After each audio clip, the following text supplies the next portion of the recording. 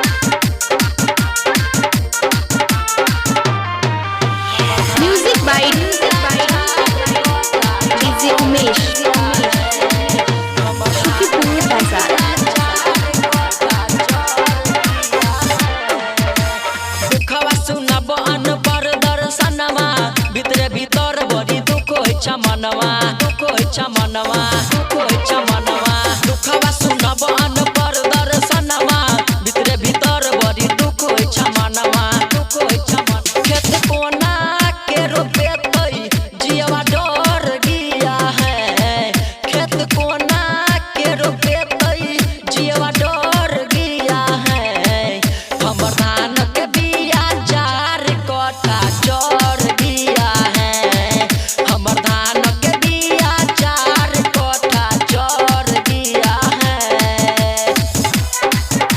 Maithili star Gupta music studio Kasma Marar. Music by